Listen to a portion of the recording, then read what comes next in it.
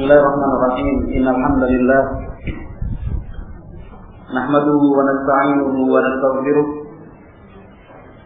wa na'udzu billahi min shururi anfusina wa min sayyiati a'malina. Man yahdihillahu fala mudilla lahu wa man yudlil fala hadiya lahu. Asyhadu an la ilaha illallah wahdahu la syarika lahu wa asyhadu anna Muhammadan 'abduhu wa rasuluh sallallahu alaihi wa ala alihi wa ashabihi wa man tabi'ahum bi ihsan ila yaumiddin. Qala Allah 'azza wa jalla fi kitabihil 'aziz, ya ayyuhalladzina amanu taqullaha haqqa tuqatih wa la tamutunna illa wa antum muslimun. Fa inna asdaqal hadits kitabullah wa khairul huda huda nabiyyina Muhammad sallallahu alaihi wasallam wa syarrul umuri muhdatsatuha fa inna kulla muhdatsatin bid'ah wa kulla bid'atin dhalalah wa kulla dhalalatin finnar.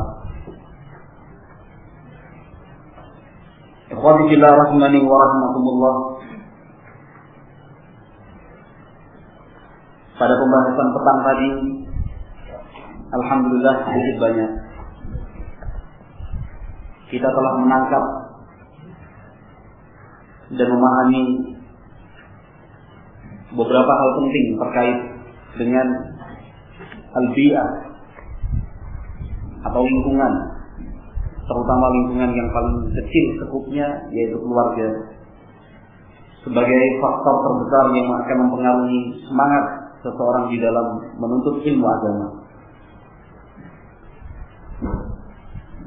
Rasulullah Shallallahu Alaihi Wasallam benar-benar menekankan hal ini kepada para sahabatnya. Oleh karena itu, sebagai hasilnya, masih dalam satu generasi tetapi berbeda tingkatan. Generasi sahabat namun tingkatan yang berbeda telah bermunculan. Anak-anak muda dari kalangan sahabat Rasulullah sallallahu alaihi wasallam yang dikenal dengan keilmuannya, dengan kepemimpinannya, meskipun saat itu usia mereka masih begitu muda.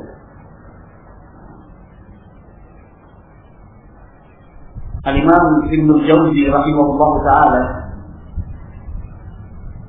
beliau pernah membahas tentang fase-fase kehidupan manusia, dan beliau membagi fase tersebut menjadi 5 bagian.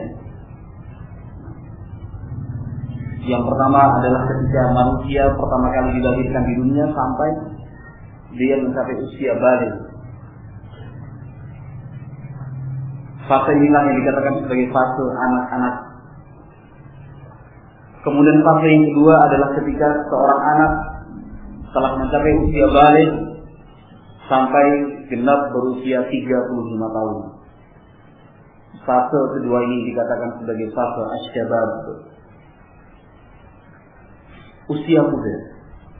Kemudian yang ketiga adalah dari usia 35 sampai 50, lalu yang keempat 50 sampai 70, kemudian fase yang terakhir adalah 70 tahun ke atas. Jadi usia muda itu menurut para ulama kita dimulai dan berawal dari usia baligh. Entah itu usia 14, 15, 16, tetapi pada umumnya usia baligh itu dimulai dari usia 15 tahun. Akhir masa muda adalah ketika dia genap berusia 35 tahun. Itu artinya ikhwatillah yang dimuliakan dan dirahmati Allah Subhanahu wa taala,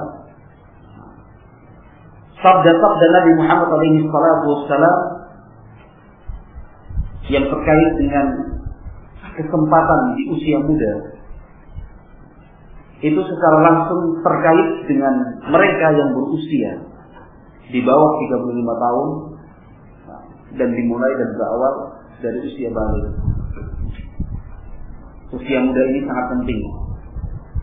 Sampai-sampai Rasulullah sallallahu alaihi wasallam menyatakan di dalam hadis yang sahih, disahihkan oleh Syekh Al-Albani rahimahullah taala dalam kitab Sahih Targhib wa Tarhib.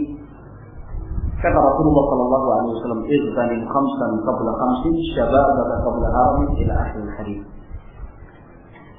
Kata Rasulullah sallallahu alaihi wasallam, manfaatkan 5 perkara sebelum datang 5 perkara yang lain.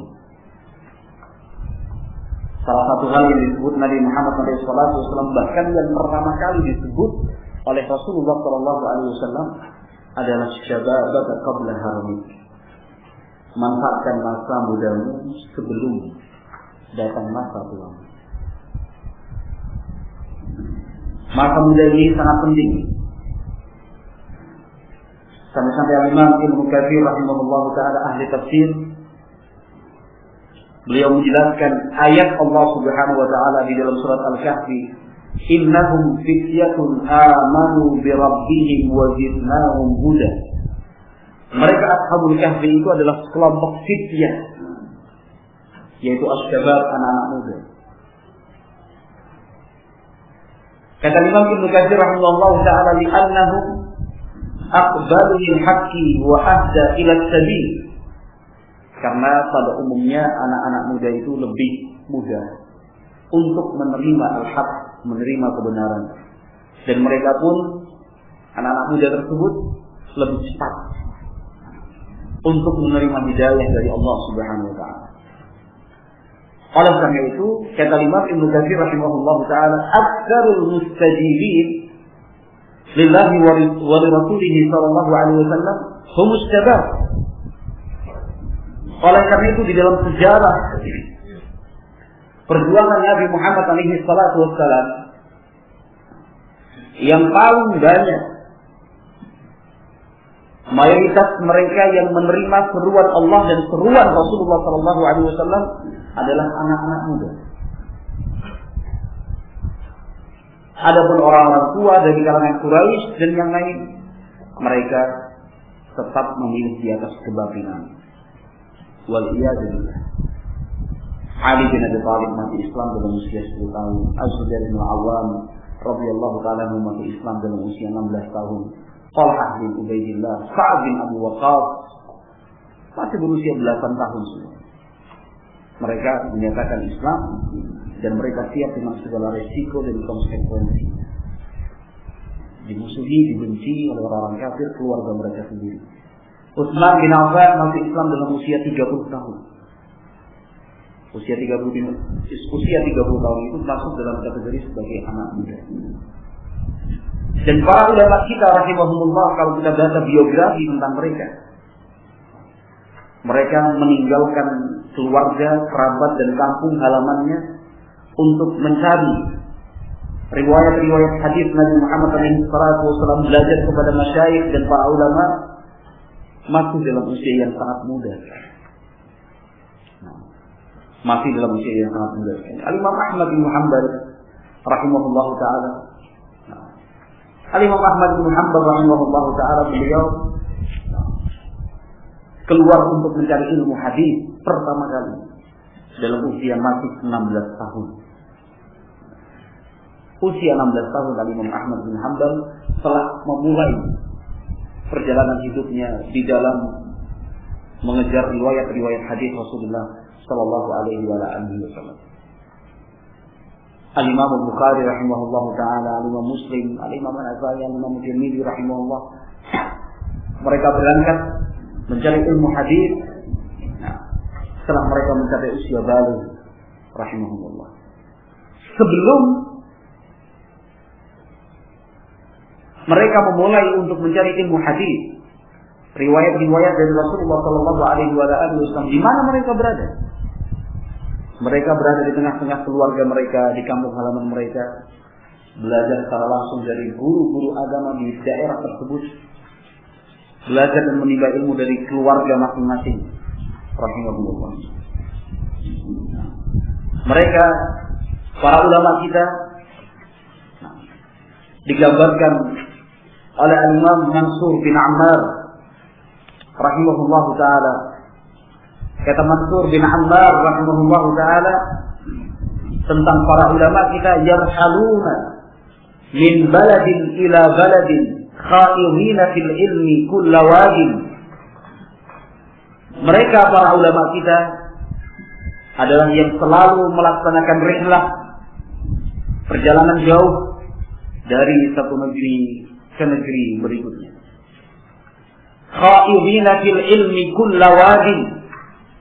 Mereka menembus setiap lembah untuk mencari ilmu. Falau ra'aitahum fi lailihim wa qad intasabu li naskhi ma sami'u wa tafhihi ma jama'u hadirin al-furush al-wafi wal madja' al-shahid. Kalau seandainya engkau melihat dan menyaksikan mereka secara langsung saat itu, malam mereka gunakan untuk mencatat kembali apa yang telah mereka dengar sehariannya. Mereka mentafsir, membenarkan, merhatikan semua catatan hadis yang telah mereka dapatkan. Mereka tinggalkan ranjang-ranjang yang empuk. Mereka tinggalkan tempat tidur yang menggoda dan merayu. Wasyiyahumul nu'asu fa'anamahum wa tasaqaqat min akuffihim aqlamuhum fantabahu mad'urin wa dalaku bi aydihim uyunahum. Pada malam-malam tersebut mereka dikalahkan oleh rasa kantuk sehingga mereka kemudian tertidur tanpa sadar. Pena-pena mereka jatuh terlepas dari genggaman. Kemudian mereka tersadar dalam keadaan kaget. Lalu mereka menggunakan jari jemari mereka mengusap-usap mata. Summa adu ilal kitabati hirsan 'alaiha. Kemudian setelah itu mereka kembali mencatat apa yang telah mereka dengarkan seharian. Hirsan 'alaiha, penuh dengan semangat. La'alimta annahum furratul Islam wa khuzzalu al-malakil alam fa idza qadaw min ba'di ma ramu awtarahum insarafu qafidina diyarahum falazimul masajid wa amarul masyahid. Kalau kita perhatikan dan saksikan secara langsung apa yang mereka perbuat di malam-malam tersebut, kita akan meyakini seyakin-yakinnya bahwa mereka lah yang sesungguhnya dikatakan sebagai para pembela dan penjaga agama Islam. Apabila mereka telah selesai dan merasa cukup mendapatkan ilmu di dalam perjalanan tersebut, mereka kembali pulang ke kampung halaman masing-masing. Falazimul masajid wa amarul masyahid. Setelah itu mereka memakmurkan masjid, mereka menghidupkan masjid. Di dalamnya mereka menyampaikan hadis-hadis Rasulullah SAW sebagaimana mereka mendapatkannya. Ayyuhal ikhwah rahimani wa rahimakumullah. Gambaran yang diberikan oleh Mansur bin Ammar rahimahullah ta'ala di dalam beberapa kalimat ini adalah sebuah kesimpulan. Apabila kata per kata kita patah, kalimat demi kalimat kita pisahkan, kita akan bisa mendatangkan sekian banyak contoh untuk tiap-tiap kata yang disebutkan oleh Mansur bin Ammar rahimahullah ta'ala saat menggambarkan keadaan para ulama kita rahimahullah. Semua ini mereka lakukan dan mereka jalani dengan penuh kebahagiaan. Mereka senang melakukannya rahimahumullah. Tentu untuk merasakan apa yang mereka rasakan, kita harus bisa melakukan apa yang telah mereka lakukan. Betapa nikmatnya belajar, mencatat. Setiap kali selesai dari mencatat, kita melihat hasil catatan tersebut, masya Allah, nikmatnya bukan main. Ini para ulama kita zaman dahulu. Meskipun saat ini teknologi telah dikaruniakan oleh Allah Subhanahu wa taala untuk kita. Teknologi yang bisa kita ambil manfaatnya. Akan tetapi tentu terasa berbeda sekali antara sebuah tulisan dengan coretan tangan kita secara langsung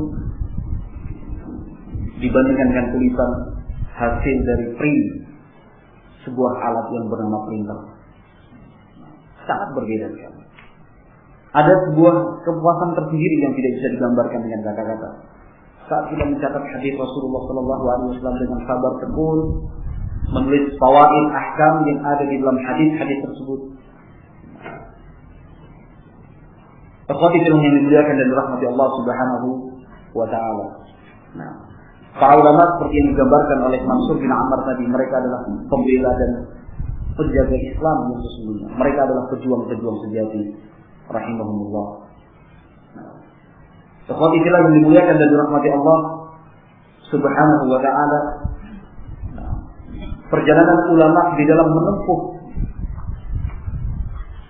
talabul ilmi syar'i adalah perjuangan yang luar biasa hebatnya. Tidak ada satupun agama selain Islam yang para ulamanya melakukan seperti apa yang telah dilakukan para ulama kita. Hal ini menjadi salah satu bukti akan janji dan jaminan dari Allah Subhanahu wa taala untuk menjaga kemurnian Islam. Menjaga kemurnian Islam adalah dengan menjaga sumber-sumber ajaran Islam, yaitu Al-Quran dan Sunnah Nabi Muhammad alaihi salatu wassalam.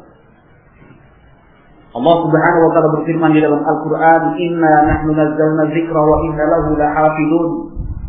Sesungguhnya kamilah yang menurunkan az-zikr, yaitu Al-Quran, dan termasuk di dalamnya adalah Sunnah Nabi Muhammad alaihi salatu wassalam. Wa inna lahu lahafidun, dan sesungguhnya kamilah yang akan menjaga az-zikr tersebut. Salah satu bentuk dari penjagaan Allah Subhanahu wa taala adalah ilmu sanad. Mata rantai yang tidak terputus dari Rasulullah sallallahu alaihi wasallam sampai kepada umat Islam. Seluruh ajaran agama Islam dapat dipertanggungjawabkan secara ilmiah. Dapat diperiksa dengan bukti-bukti kuat dan nyata bahwa ucapan ini memang benar disebut dan disabdakan Rasulullah sallallahu alaihi wasallam.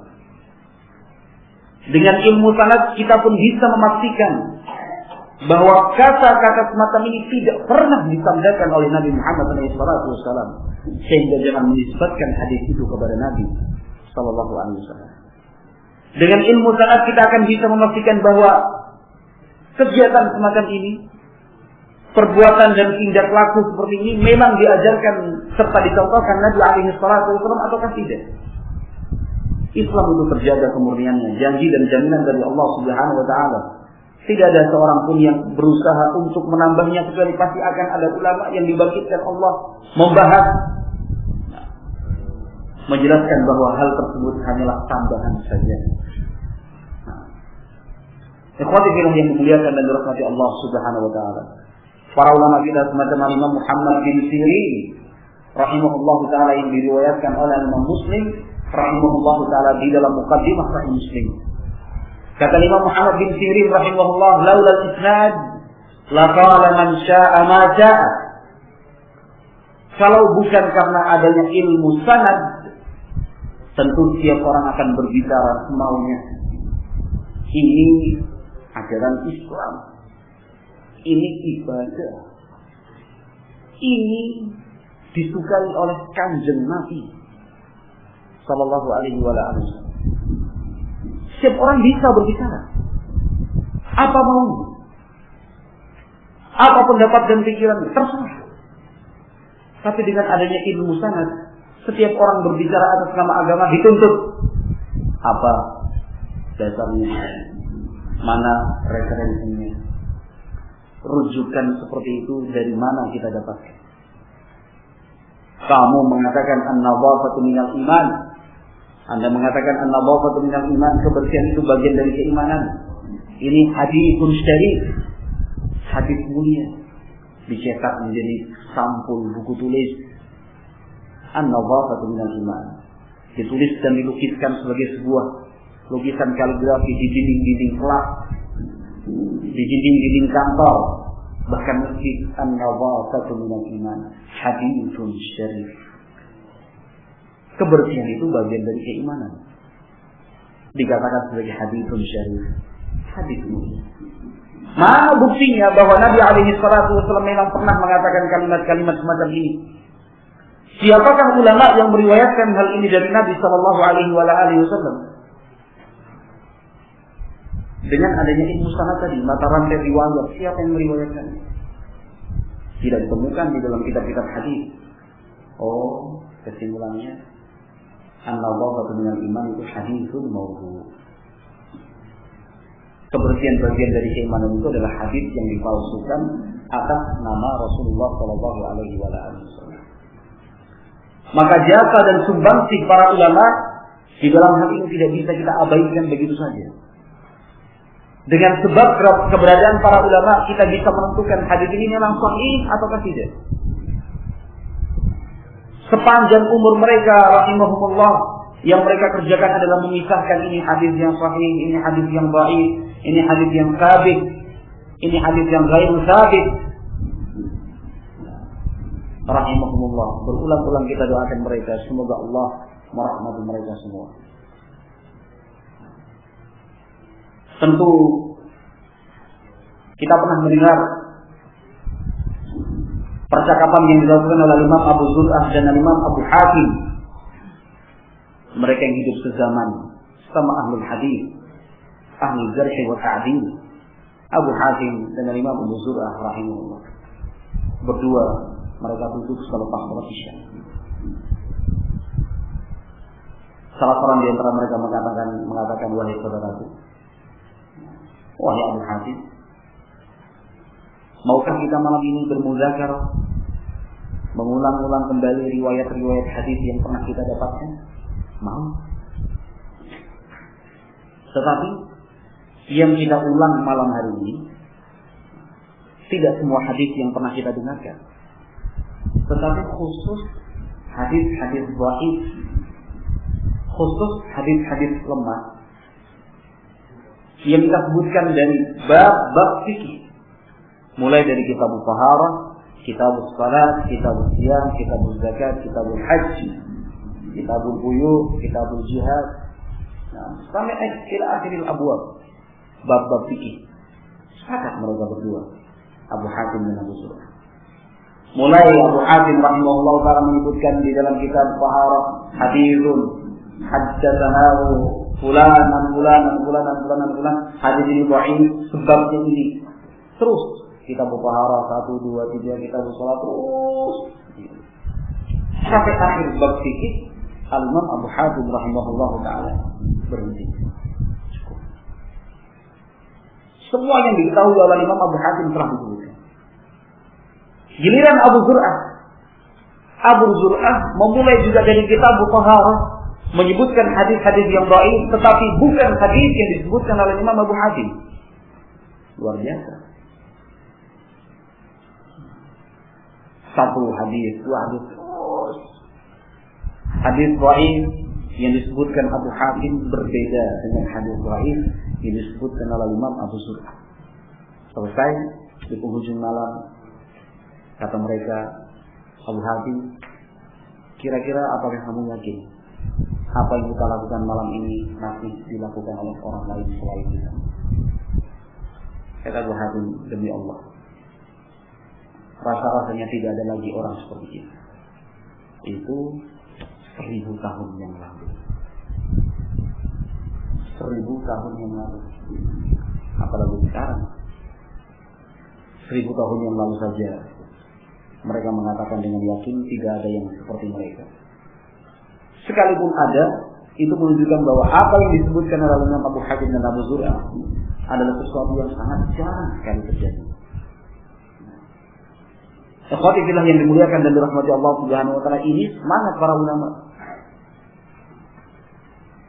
Al-Imam Al-Mu'ammal rahimahullah taala, salah seorang guru dari guru Al-Imam Bukhari rahimahullah taala, Disebutkan di dalam biografinya bahwa beliau menempuh perjalanan 3 bulan lamanya untuk mengejar satu riwayat dari Rasulullah SAW yang ternyata riwayat itu adalah riwayat palsu. Al-Imam Mu'ammal rahimahullah ta'ala mendengar seseorang mengatakan tentang hadis-hadis fadail suwaril Quran, hadis yang menjelaskan tentang keutamaan dan khasiat membaca surat-surat tertentu di dalam Al-Quran. Dikejar oleh Mu'ammal, dari mana kamu dapatkan hadis ini? Oh, syekhun di Wasit. Ada seorang syekh, orang tua di daerah Wasit. Tanya namanya semua lengkap. Mu'ammal rahimahullah ta'ala berangkat berjalan kaki ke negeri Wasit, mencari orang yang disebut dalam pertemuannya tersebut, dalam pertemuannya ini. Setelah bertemu, ya boleh Syekh, saya mendengar sebuah hadis ini demikian. Kata orang itu dia mendengarnya dari Anda. Oh iya benar. Tapi itu pun saya dengar dari orang lain. Terus begitu. Keliling kembali lagi. 3 bulan lamanya. Kalau kita mah 3 bulan juga usaha sudah dapat untung ya. Tapi itu ya. Sampai pada akhirnya Al-Imam Mu'ammal rahimahullah ta'ala setelah mengejar bertemu dengan seorang syekh, muara dari riwayat tersebut. Ternyata syekh ini yang ditemui di sekelilingnya terdapat beberapa orang, sebuah jamaah sufi ternyata. Kata Mu'ammal rahimahullah, wahai syekh, saya mendapatkan hadis seperti ini, katanya dari fulan, semuanya kembali kepada kamu. Betul? Kata orang tersebut, sebenarnya saya tidak mendengar hadis ini dari siapapun.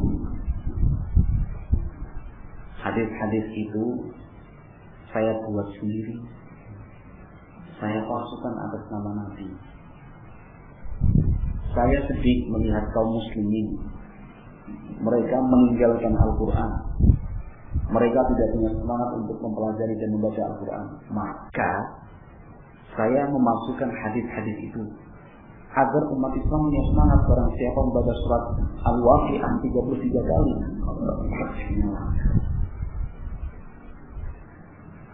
barang siapa membaca surat Al-Ikhlas sebanyak 999 kali, maka dia akan mendapatkan kunci surga, miftahul jannah, dan seterusnya. Perjalanan luar biasa 3 bulan. Ternyata kesimpulannya hadis yang didengarkan itu adalah hadis yang hadis palsu. Dari mereka inilah, ikhwati fillah rahimani wa rahimakumullah, Islam itu betul-betul dijaga oleh Allah Subhanahu wa ta'ala. Yang ini bukan bagian dari agama Islam. Yang ini memang diajarkan Nabi sallallahu alaihi wasallam. Jadi para ulama sudah mendapatkan keterangan-keterangan tersebut. Sebagai contoh misalnya.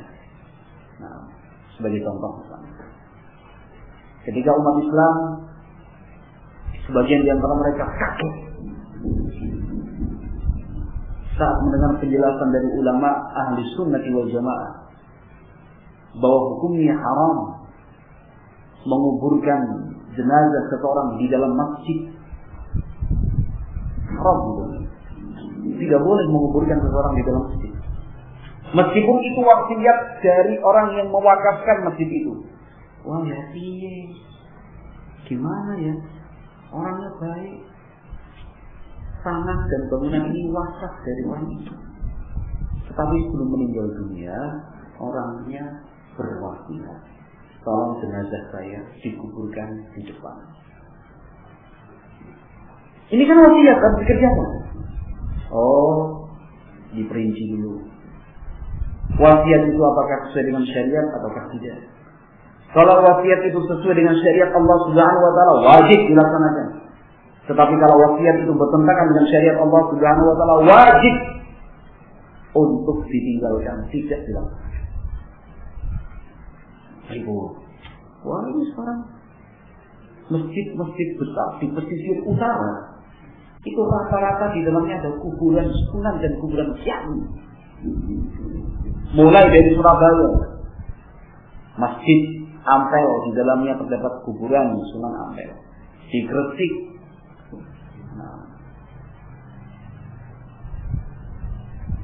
Kemudian juga di Lamongan, di Tuban, Jepara, Kudus, Semarang, Cirebon, dan sebagainya. Semua makam-makam orang-orang besar di tanah Jawa ini itu ternyata satu kompleks dengan masjid. Bagaimana? Apalagi kuburan Rasulullah SAW ada di tengah Masjid Nabawi. Ayo, itu orang Jawa. Gimana? Yang pernah haji, yang pernah umrah tahu itu kuburan Nabi itu ada di dalam masjid. Kok nggak boleh ini? Ikhwati fillah yang dimuliakan dan dirahmati Allah Subhanahu wa taala. Setelah membaca keterangan para ulama, hati itu tenang, ayam. Mula-mula mungkin kita juga agak terkaget, tersentak. Betul juga ya, kuburan Nabi di dalam Masjid Nabawi. Gimana nih ibadahnya? Raja Harding. Ternyata setelah kita baca keterangan para ulama, pertama, Nabi Muhammad itu tidak dikubur di Masjid Nabawi, tetapi dikuburkan di kamar Aisyah radhiyallahu taala. Betul ya? Yang saat ini kita sebut sebagai area makam Nabi Muhammad radhiyallahu Bakar dan Umar. Dulu saat Nabi Muhammad SAW sesaat sebelum meninggal dunia, apakah itu bagian dari masjid? Ternyata Nabi Muhammad SAW jenazah beliau tidak dikuburkan di dalam masjid, tetapi di dalam kamar Aisyah radhiyallahu taala. Hanya saja Masjid Nabawi mengalami perluasan yang mengakibatkan kamar Aisyah dan kamar-kamar lainnya harus masuk di dalam area Masjid Nabawi. Jelas kok ya teman-teman. Alhamdulillah. Lagi pula Rasulullah Shallallahu Alaihi Wasallam di dalam banyak hadis menyebutkan larangan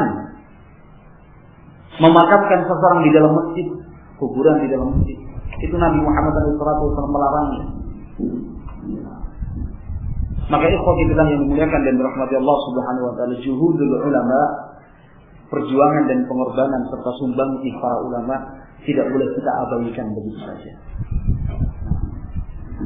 Contoh sikap kita yang sangat mengabaikan, bahkan bisa kita katakan tidak menghormati jasa para ulama, adalah semangat kita yang lemah untuk membaca kitab-kitab karya mereka.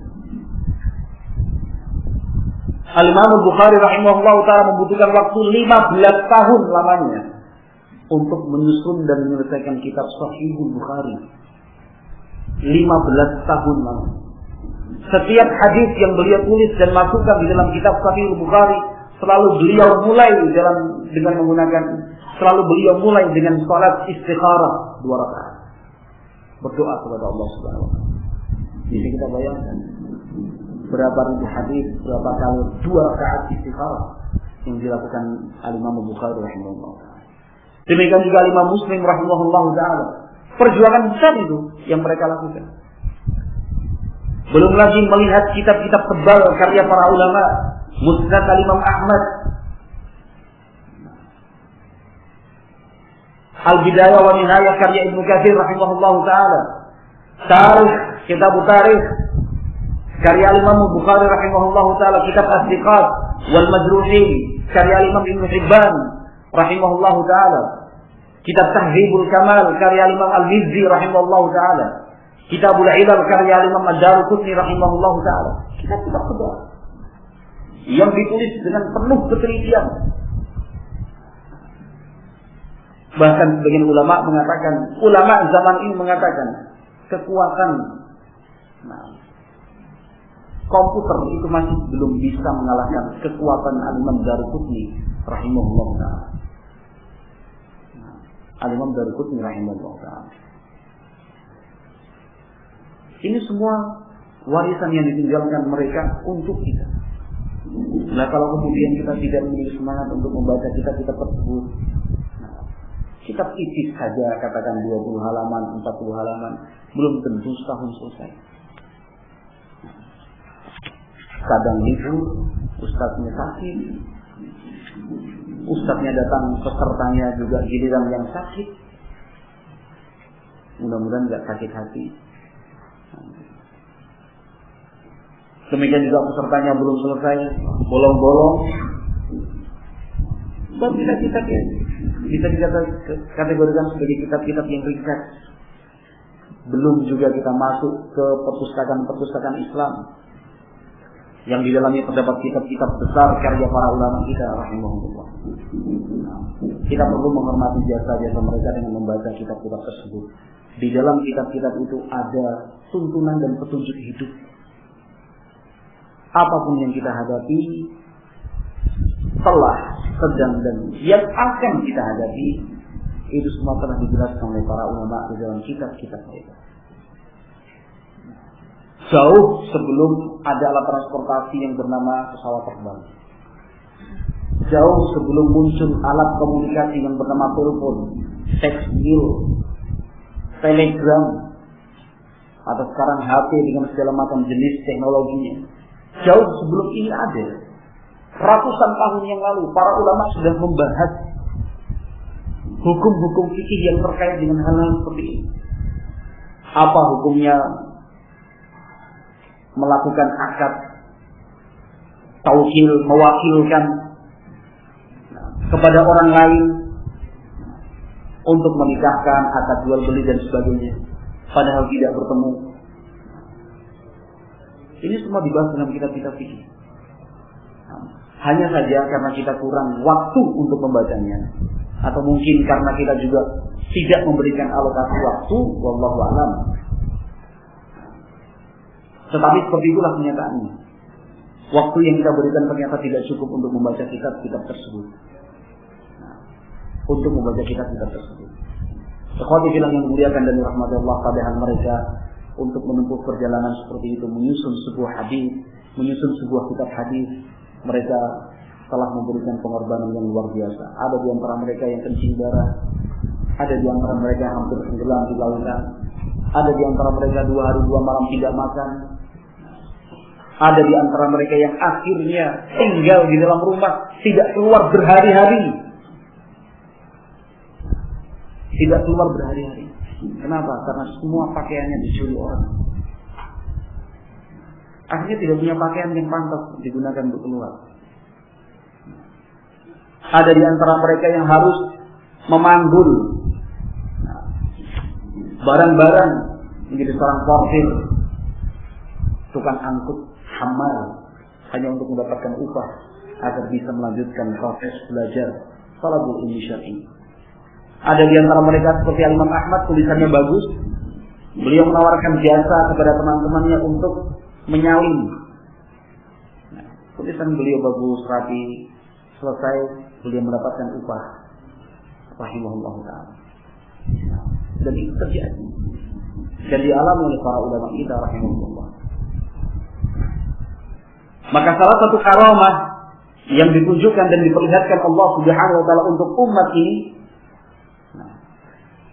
ketika seorang hamba pada akhir masa kehidupannya sebelum dia meninggal dunia, Allah Subhanahu wa ta'ala tunjukkan amalan yang paling terbaik yang pernah dia lakukan bagi orang-orang yang baik. Tetapi bagi mereka wal-iyadzu billah yang selalu melakukan perbuatan buruk dan kejahatan, yang ditampakkan adalah kejahatannya, su'ul khatimah. Al-Imam Abu Zur'ah rahimahullah ta'ala yang telah kita singgung tadi di depan, ketika menghadapi sakaratul maut, saat-saat dekat menjelang kematiannya, sebagian ulama datang menjenguknya, berkumpul di rumahnya. Padahal mau meninggal dunia Abu Zur'ah.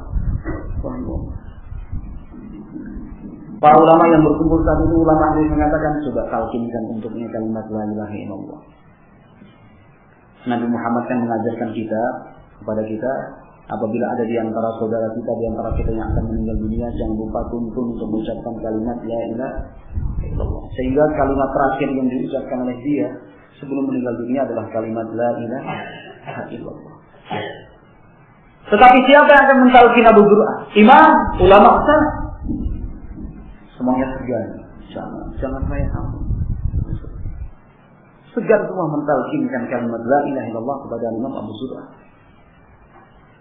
Tetapi akhirnya mereka mendapatkan dan menemukan sebuah cara. Oh iya, begini saja, kita bermuzakarah, kita murajaah, mengulang kembali setiap riwayat yang kita dapatkan dari Nabi SAW tentang hadis, mentalkinkan kalimat la ilaha illallah untuk orang yang akan meninggal dunia.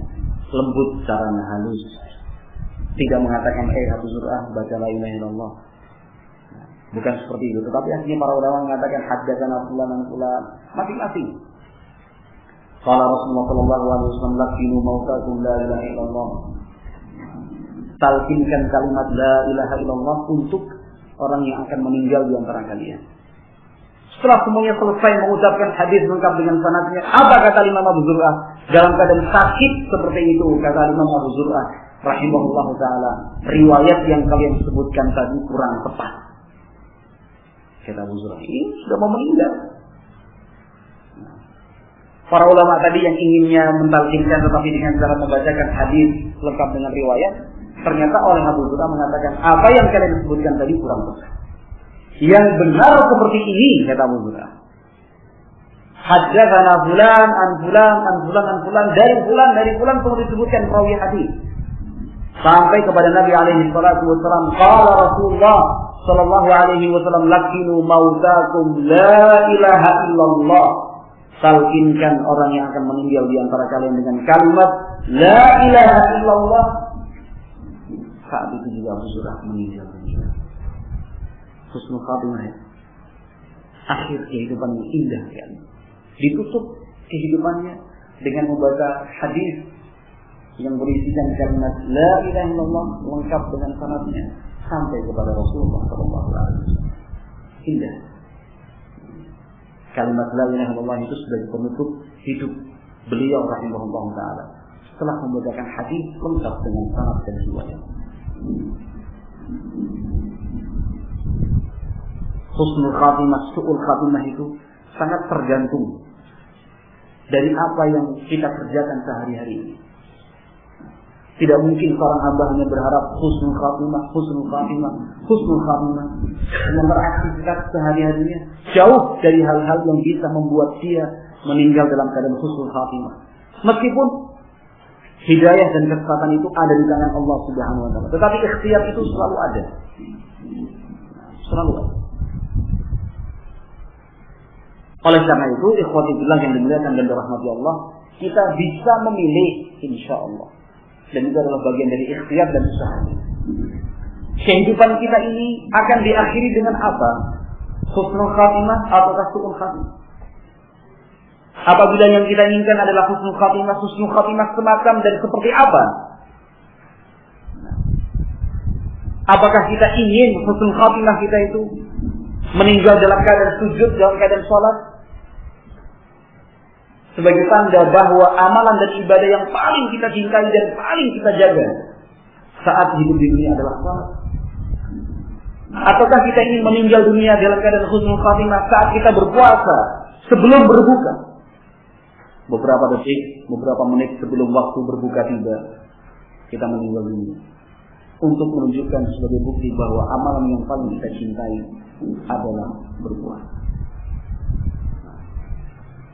Ataukah kita ingin mendapatkan husnul khatimah sesaat sebelum kita meninggal dunia, baru saja kita serahkan semua harta yang kita punya fi sabilillah, tanah itu, rumah itu, dan harta yang saya punya ini saya wakafkan lillahi subhanahu wa ta'ala.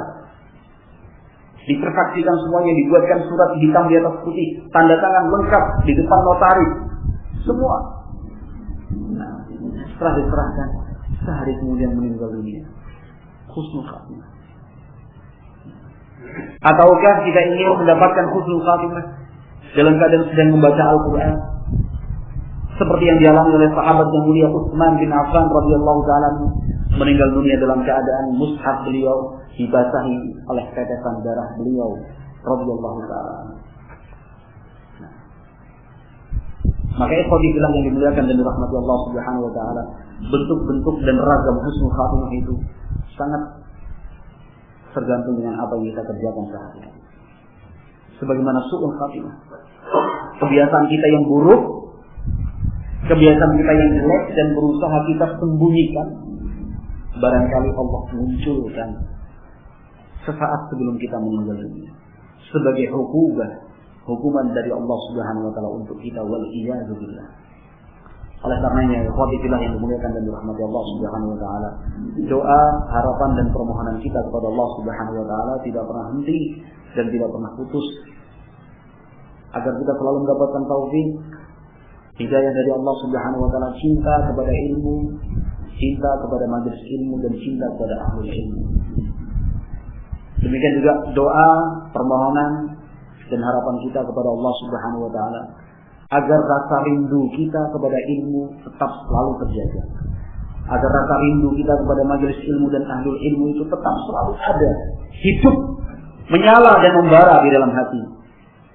Nah, dengan demikian, sesaat sebelum kita meninggal dunia, kita pun masih berada di atas jalur thalabul ilmi syar'i, jalur belajar ilmu agama.